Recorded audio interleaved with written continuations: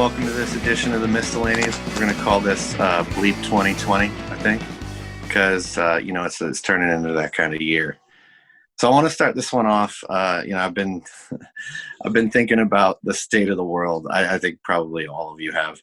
But I've been thinking about the state of the world lately. And as I was out with the wife, we've been doing some bike riding and trail hiking and whatnot lately. And I'm looking around, and we used to do stuff like this, go kayaking, whatever it is. We do all this stuff before, and it was never this packed. I'm looking around, and there's people everywhere, and it's got me thinking a lot about life and like how your circumstances change to shape your current environment, right? And what do you want from life? I think everybody now is like realizing that they're trapped in their homes, or that they can't go out and do things with their friends as easy, that they want to go out and do something. So they're going out and getting involved in all these activities, right? And I think it's interesting because it's got me thinking about life, and it's got me thinking about football. And this all comes on the heels of a week in which NBC has taken one of our games against one of our biggest opponents of the season and stuck it on a streaming platform here in America. And they've also, the Premier League has said that it wants to have fans back in stadiums, despite the government saying that they would not want to do that because of the current situation in Europe and in England around COVID-19. And why do they want to do that, right? They could say it's about fans, they could say whatever, but it's really about, we know what it's about. It's about money. That's what it's about. They want their money.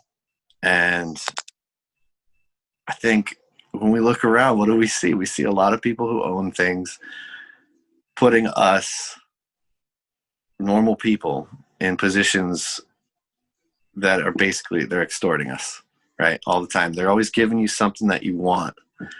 It would be the equivalent of if all these people wanted to go trail riding and the county put a $5 entry fee on the trail that was always free, right? What do you want from football when you go? I know what I want. I want to be around other people. I want to drink. I want to go to pubs. I want to have a good time. I want to sing songs. I want to hug people when we score goals. And they know they can't provide us with that right now. So they're saying they'll limit the amount of people.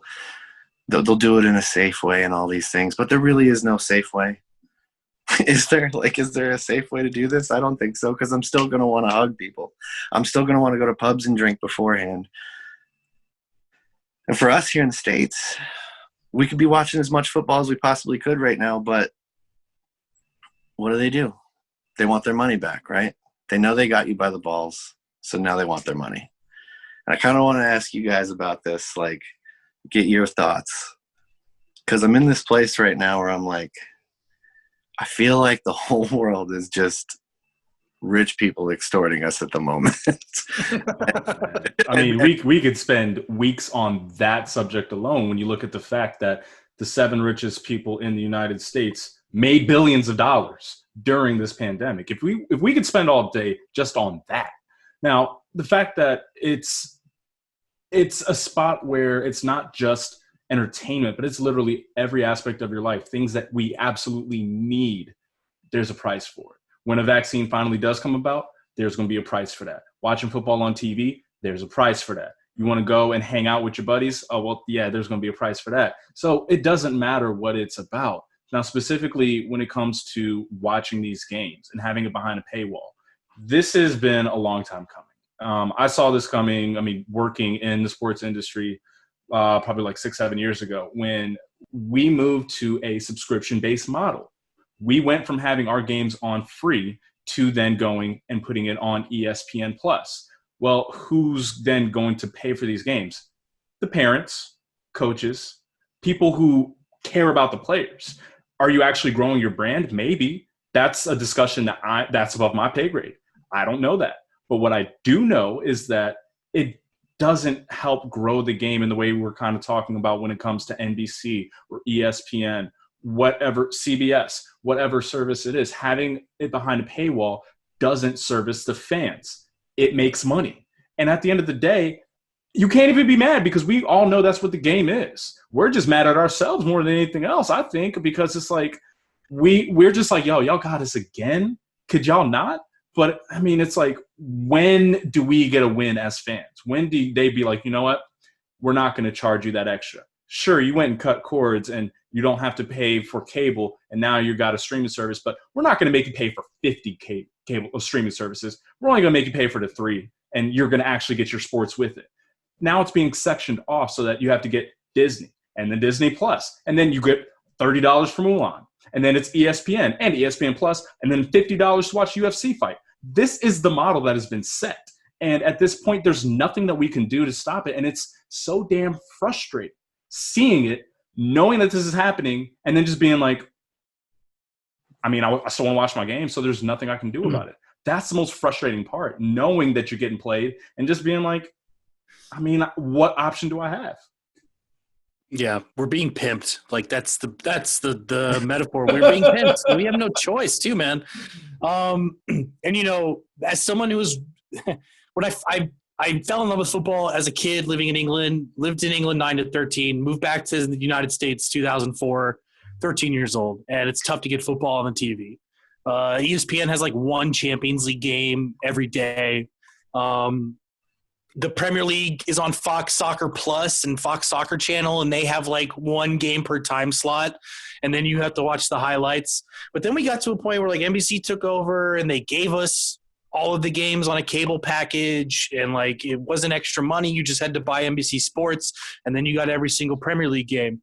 And it is we are a bit spoiled in the United States because if you go to England, they don't have every single Premier League game on the TV, and I'm sure they listen to people like us complain about what the situation is now compared to what it was, and they go, well, quiet down, like you're getting it better than most of us. But the disappointing thing is that, and back to like David's point of like, you know, the Premier League's trying to force fans into the stadium, and they even said in their announcement, like they didn't even take any time to like pretend it was about anything else. They were like, the game is going to lose £100 million this month if we do not let fans in. And that was their only reason. And, you know, they'll always turn to us to be props. They're always going to turn to the cop before the game and show the flags and show the songs. They're always going to show the footage outside the ground with the bus greetings. They're going to beg us to come down to Miami to be on Premier League Fan Fest to make it look like, you know, they're helping to cultivate fan culture. But when it comes to actually, you know, valuing us and giving us our own worth and understanding, like for a lot of us, I know it's a silly game where 11 guys go against 11 other guys and kick a fucking pig bladder around. I get that. It's the most important of the least important things, right? I think Jurgen Klopp said that. We've said it a couple times on the show. But, you know, it does mean more for people, and it is these experiences. And specifically with NBC, the thing that frustrated me the most was that they totally underestimated that that's what it was, because they didn't come into it with an idea of being like, you know what, this is about the fans. No, it was a quick buck for them. And so when they found out fans were gathering in pubs to watch it because that's what football is, they were like, fuck, well, there's 1, 2, 3, 4, 5, 6, 50 subscriptions we didn't sell this weekend. How do we capitalize on that? Oh, now let's charge the pubs for a pub pass, $3,000 a month.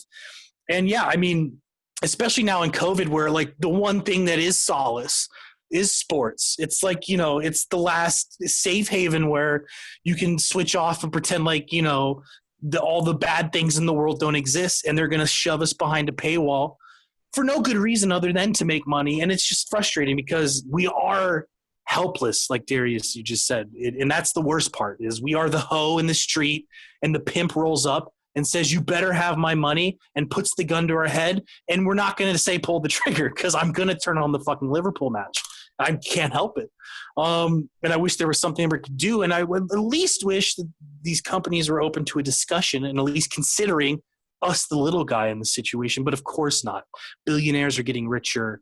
We do live under the great system, the greatest system of economics that ever existed, capitalism. So what are we to do? But it is frustrating, and it's been brewing for a while, like you said, Darius. And I don't know, there is no turning back. We are commodities now, and we have dollar signs above our heads, and they're just trying to mine that value away from us. I just fear that at some point, like to you guys' point, like it becomes like a turnoff. Like it becomes to like a thing where like people almost question, like, what are we doing? Are we just props? You know what I mean? Especially like for us here in the States, where a lot of it is new and people aren't born into it necessarily. It's something that you take on over time. It doesn't make being a supporters club that tries to develop its own culture or whatever, or any group of supporters, any easier when it's constantly becoming harder. And like, you know, if you're a supporters club, you're having conversations with a bar about how much is this going to cost them and the logistics of putting these streaming matches on and all that. And like you said, it's been coming for a while. We knew about it. You know, we did a whole show about it, I think last year, that we deleted because we were worried about how it was going to be received. And I know that we are spoiled, but at what point does this stop though? Because we're along this journey now. And do we end up in a place like in England where, you know, to get it in your house is like £600, so what, like $1,000 a year? It's like an NFL direct ticket package or something, you know. Like, how much are we willing to pay? How much are they going to continue to extort us? And like you said, during this time, where really, if they were all about the culture, this is the time to grow it. That's what I can't stand. And it sort of got me thinking, like, they know that we're already missing all the other cultural pieces that make it what it is. We can't gather in large groups. You know, it's hard to be around people and sing the songs and wave the flags and hug each other and do all the things we normally do. So we have this one thing and they're just going to charge us for it. I don't know, man. Andrew, what do you think? It's just frustrating because, you know, like on the one hand, I agree with, you know, like 95% of what everyone's saying. And then on the other hand is like, I get it. I mean, I get from a, you know, NBC perspective why they're doing it. But we all get why they're doing it. Yeah, no. I just like, no, let me phrase this. It's like this. It's unfortunate that they released Peacock this year, and this hellish year, because if this was a normal year, wouldn't be so bad. But under this COVID shit, it's not to mention if they released Peacock and Peacock was on Roku or on Amazon Fire Stick, those that do gather in the pubs, it would be a little bit better experience. But now, since it's not on either of those certain platforms, you know, we have this problem of like what I call spoiler alerts, where one TV is 20 seconds ahead of the other TV, and there's 10 TVs in the bar, and they're all on different syncages. You know, they're all on different times. So and then now we're just like, fuck it, let's just watch it on one little itty TV. And it's just like, why didn't we just do this at my house? You know? So it is frustrating what you guys were talking about in terms of the fan culture. Yeah, absolutely. They're killing it by putting it under a paywall, and then they'll kill it even more when they have this. I'm sure they'll have a Peacock, you know, pub pass or whatever. But there's some optimism. I'm usually the pessimist, but there's some optimism to be had here in the sense of in the long term. In the long term, it's this. There is a streaming wars going on now between Apple, Netflix, and everyone else. Now, I think Peacock and CBS All Access are the ones that are going to lose this war. Now, mind you, CBS All Access has a Champions League until 2024. So if that's the case, honestly, it might survive until then. But in terms of original content, original programming, anything, no, nothing. Same thing with Peacock, I think. So, you know, they can't compete with the likes of, you know, your Amazon Primes and your Disney Pluses and your Netflixes. So Amazon Prime's up in England. I mean, they've already bought, I don't know how many games they had last year, but yeah. And then, you know, we had, what was it, the other year, Amazon Prime had NFL as well. So, you know, Jeff Bezos has all that money. He has all the money. He ain't going to go nowhere. He spent $1 billion on a fucking Lord of the Rings TV show. Nuts. Anyway, yeah, no, that's happening. That's happening. But point being is that if Peacock goes away, then I think maybe, you know, goes away, I say, but, you know, maybe it'll go back to normal. And then hopefully, I'm hoping that it's just this initial marketing push for Peacock, and then maybe this will stop in the middle of November or something like that, where, you know, because for the foreseeable future, like next weekend, I see all games on Peacock, basically. I mean, 1 or 2 on NBC or something, but then all the sexy games are going to be on Peacock. And like I said, hopefully it's after when Q4 starts in the year, you know, later on this year, maybe they'll say, okay, we've done enough of a push. We've got these numbers, blah, blah, blah. We can scale it back or something. Well, let me just put it like who this. knows?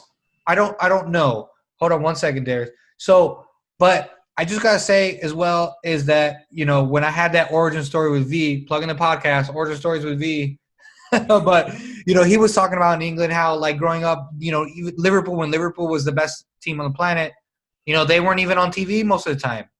And, one thing in America does right is that for the most part, our live national sports are on national television. So it's unfortunate that NBC got to fuck that up for everybody else. And that's the most frustrating part for me. And as far as COVID is concerned, that's just a big I don't know, man. I just don't know. But anyway, someone else just Darius, you're about to say something. So specifically, I mean, this is not going to necessarily be uplifting, but the way that it has kind of worked in the past for a lot of these rollouts, specifically, like I can think for ESPN Plus, is you mix in the new streaming platform. That's the premium option, 1 or 2 games here or there, and then eventually you move to that is the only way to get to the game.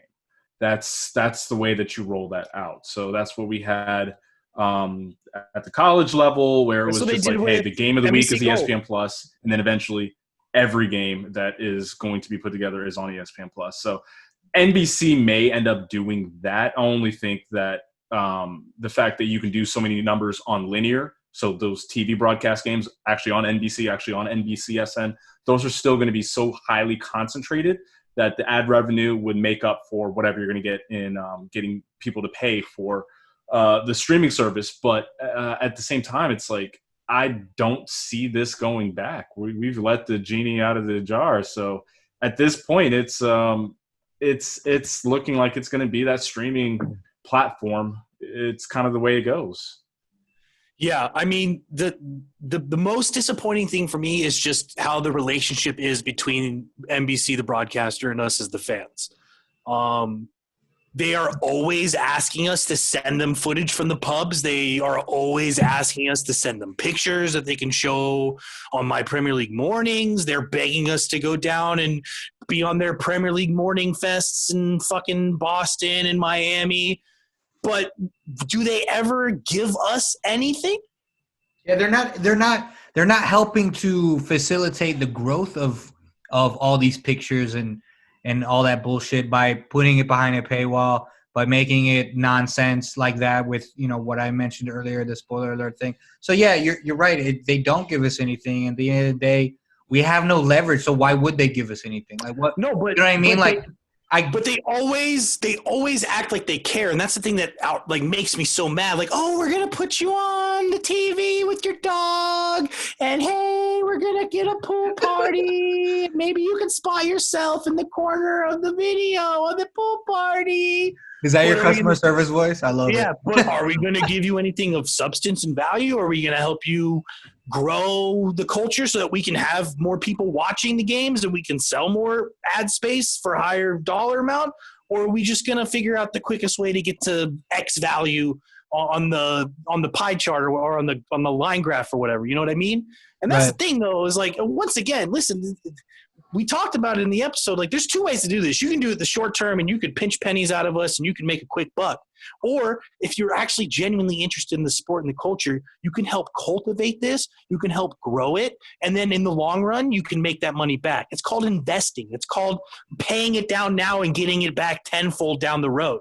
Yeah, but that's the problem. A TV executive is not going to sell someone on the future of the sport. They're going to look at it and say, this is where it already is. That's how we're going to do this next deal. We're selling based off of what the current interest is. They're not selling and they're not buying based off of the potential. Even though the potential for football in the U.S., I mean, it's through the roof. And when you see, especially how many people from other sports like American football, like basketball, baseball, participation has gone way down over the last 10 years, 15 years. So it doesn't make sense on a short-term basis to just say, hey, we're going to not invest in football, or really for a long term. But at the same time, that's the way business gets done. You sell based off of the previous numbers, not off of the expectations going forward. Sure. And sorry, I was shaking over here because I was just itching to get in there. But No, it's just, and it just shows a fundamental lack of leadership from the decision makers over at NBC, Comcast, whatever.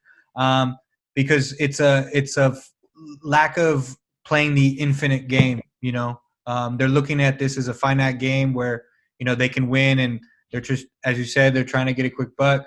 But it's just so short-sighted because of what you just said about the other sports. You're right. Dude, like I was talking to family members the other day that are like not into football, but they're like, they were all about the NFL. Now they ain't going to watch the NFL. They ain't watching basketball. They're not watching the other sports because of all the off-field or political bullshit or X, Y, and Z. And then for a sport like football that is, a couple years ago was on par with the NHL. I think that's now, the Premier League and so on has passed the NHL in terms of viewership. I don't know. We have to fact check that. But the point being is that there's so much room for growth and so on. And I just think, again, the fundamental short-sightedness and lack of leadership from the top and not taking advantage of it. And as you said, Jordan, like, just grow this bitch. Like as Seth Rogen said in 40-Year-Old Virgin, first you plant the seed, wait till you grow it to a plant. And then fuck the plant. Yes. You gotta let the plant grow, damn it. Stop fucking the soil, wait for the flower to grow, and then fuck the plant, NBC. David. It's reflective of like a general short-sightedness too, and just in the sports world at the moment. Like we're seeing fans in some stadiums here in the U.S. where we've got over 200,000 people dead. Like, and you got people in Kansas City. Yeah, I don't even remember. I heard that one was bad or whatever, that they had a lot of people there. And then you have like Tampa where there's nobody there. So it's kind of a mixed bag. But, you hear the Premier League saying that they're going to have people in grounds. And I'm like, that there's no, like, what in English sports history tells you that this is going to come off the way you think it's going to come off? You know what I mean? Like when you tried to control the fans in the past, how well did it go? Yeah. And like you're talking about controlling people's movement, just going to the bathroom or to a concession stand. Are you going to even offer concessions? People, what are they doing around the ground beforehand? Like you're opening up a Pandora's box at a moment that you don't really want to. I don't think. And it's just it's interesting to me just how many cases you just find of like, well, hey, we got to get the economy back on its feet. It's the same thing over and over again right now. Because our lives don't matter that much. No, not as football fans of the NBC, not as football fans of the Premier League. We're the lifeblood of the thing. Like football does not exist without the fans. Like it's such a true statement. Everyone's moaning. No, I disagree. Everyone's moaning about there's no crowd, there's no atmosphere. No. But you're right. Like 95%. It's Origi and then the fans. Without the fans, there's no football, right? But yeah, it's economies are centered on people. No, yeah, but the people are only, puppets in the play as opposed to being the playmasters. Like the fact of the matter is, in a fucking consumer economy, people, if the consumers don't have money, there's no consumption. So there can't be consuming. Do you not understand this basic principle? Henry Ford said this shit in the 1920s. Hey, man, you got to pay your workers enough so they can buy the fucking car, because if they can't buy the fucking car, you're not going to sell any fucking cars. And so guess what, motherfuckers? If people can't start watching football and they can't see football, then guess what? You're not going to have fucking football fans to sell subscriptions to in 40 fucking years, you dumbasses. And that's the whole point that I like to say. Football belongs to the people. Damn. We don't care about – stop putting profits over people's lives. Stop putting profits over people's, solace. It's my one place where I can go and everything's beautiful. Liverpool are great. Liverpool are excellent. I don't want to pay $5. Guess what, NBC? I didn't pay fucking $5. I went to a website. I'll send it to anyone I want to, and they can watch it too. And that's how I feel. I'm sorry. It's been pent up in me because NBC, by the way, to close out this NBC fuck them fest, sorry, but to close that out, never forget that in 2015, NBC put the editor of The Sun on Premier League mornings to talk about the Hillsborough disaster. And so, if word, say word. He tried to kill my father. Say word, son. Say word. Oh my God.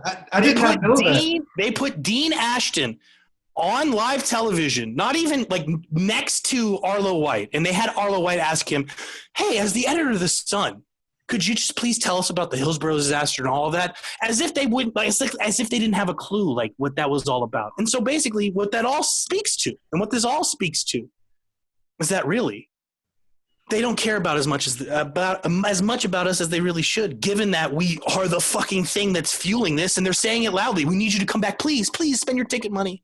Please buy our subscriptions, because without your money, we can't make money. And it's just fucked up.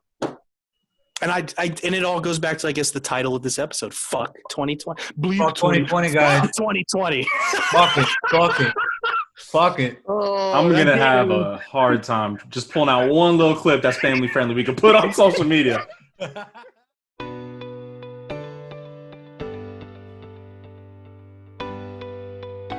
Perhaps what makes it difficult to stomach for us is that we've come of age in a place where all other sports, the ones that involve throwing a ball instead of kicking it, have always been widely available on television. More often than not, those games can be found on networks that come into your home just by hooking up an antenna to your TV. Even now, too many times in our lives of consumption, we've had a carrot dangled in front of us, only to have it pulled away and be greeted by a puppet master with their hand held out asking for a fee. Like culture, all economies are built on people. A healthy economy ensures that the people it relies on have the ability to support it. This decision, then, does not feel healthy at this time.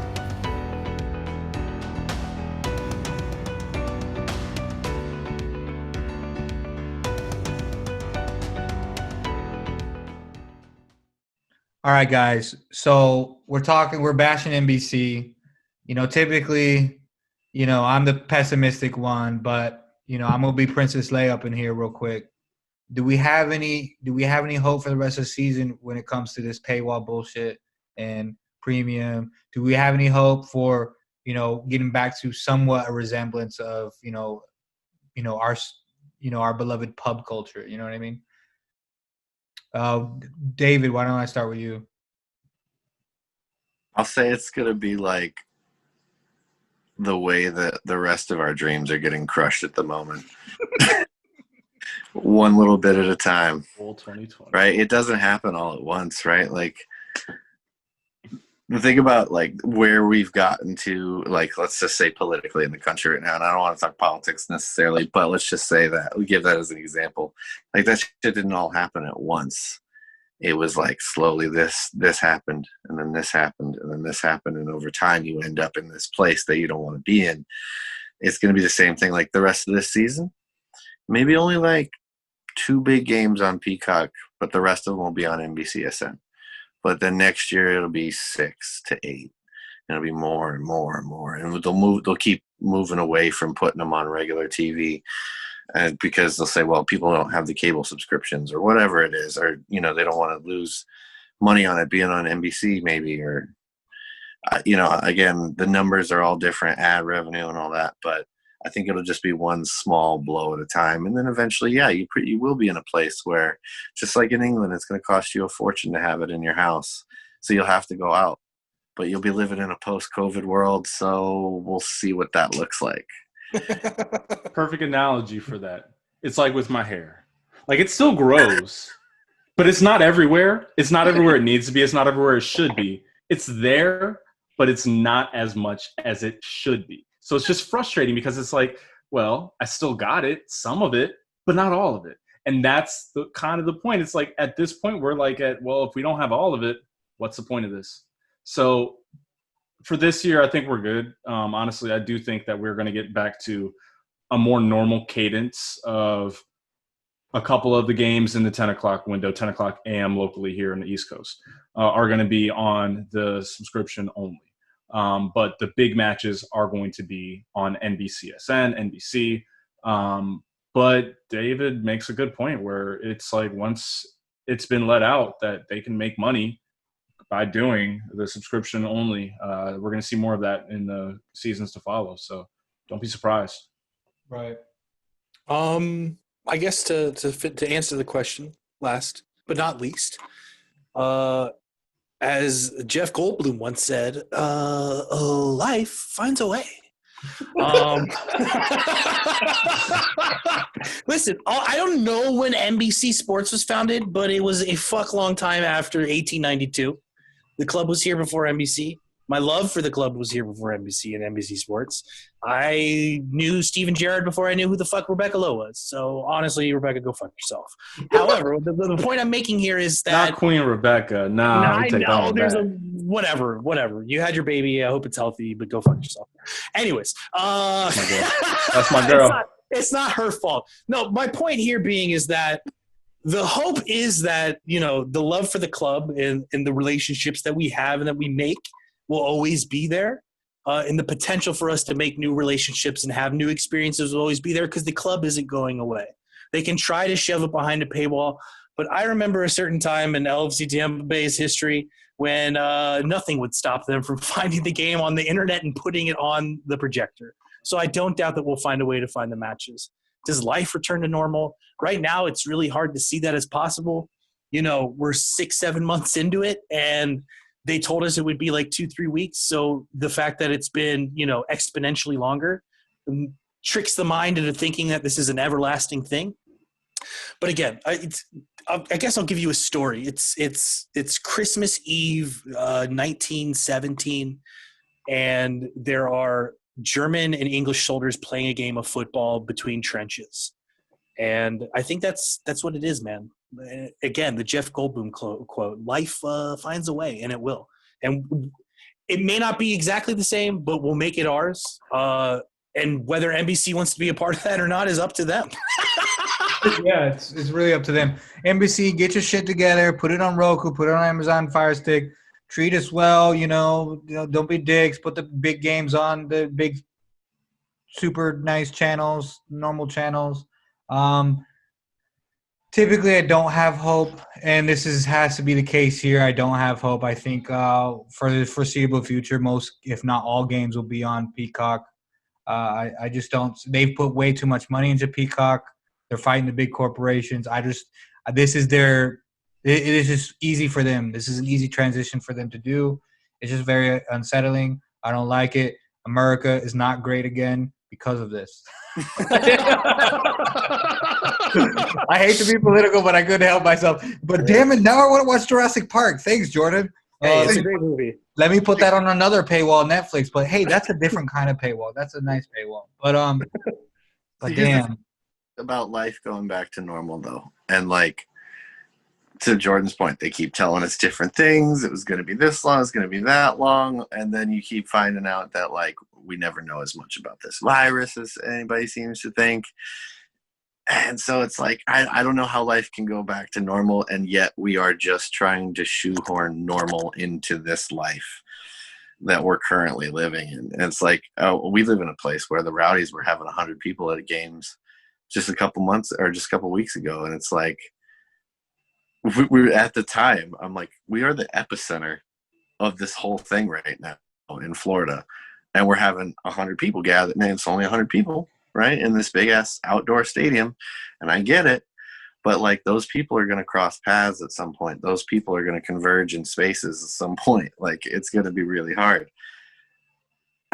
So I don't know. Like I think that what is normal is going to be weird for a while. Like they're going to tell you like, oh, come do this. It's normal, but you know it's not. So I don't know. Like if you're in England right now, would you go to a game? No. No, but I'd go to the pub though, but not a game. No way. No, I wouldn't go to a game. I don't know. It depends, bro. If it was a Champions League final, I might think about it. You say, oh, but then they've been telling us that indoor spaces are more dangerous than outdoor spaces. I know. None of it makes any sense. None of it makes sense. Like going to a restaurant with a mask and then sitting down with no mask, it makes no fucking sense. None of it makes sense. That's why I don't know. That's why the answer is I don't know. The answer is like Occam's razor. Kids, look it up on, that's a thing, Wikipedia, that shit. Occam's razor tells me that don't do it. Like, don't have fans. That's what Occam's razor tells me. But the thing is, humans are not logical, especially talking about sports. Are you kidding me? This is like a religion to some people. To us. It's no different than Christianity, or to us. This is no different than. Sorry, I don't want to offend anyone, but let's be real here. This is a religion to a lot of people, really. So, with religion comes, not, behaving like Spock from Star Trek, right? You're not a Vulcan. You're not logical, right? So maybe you do illogical things. I don't know, man. It's a tough situation. I don't blame. It's like damn you do, damn you don't. I don't blame people that go out and risk themselves. I guess I should.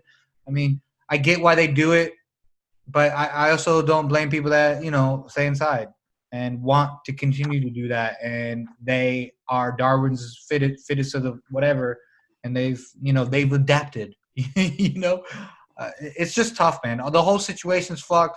2020's fucked. Let's just control alt delete this shit and go back to 2019. Or just fast forward to 2022. We can do that. I know a guy. It'll be all right. Control Z, Control Z, Control Z. Hey, Just don't eat bat soup, right? Well, to try to end a hopeful note, we still got each other. Yeah, And exactly. David, if you want a hug in the pubs, I'm always down for a hug. Always. No, I mean, let's look at it this way. It could be worse. We could always have it, or we could always. I just think at the end of the day, at least there's still us, and this thing, like Jordan said, we'll make it our own somehow. Yeah, So, you're right. Way. That's right. It could be worse. We could be Everton fans. Oh, Hey, I'm like half of an Everton fan now because apparently they bought like half of Colombia's national team. So I get you though. I get you. So, all right, well, on that note, I'm David. I'm Jordan. Andrew. Jordan. Darius. Serious. Till All right, next guys. time. Till next time. Up the Reds, everyone. Be well.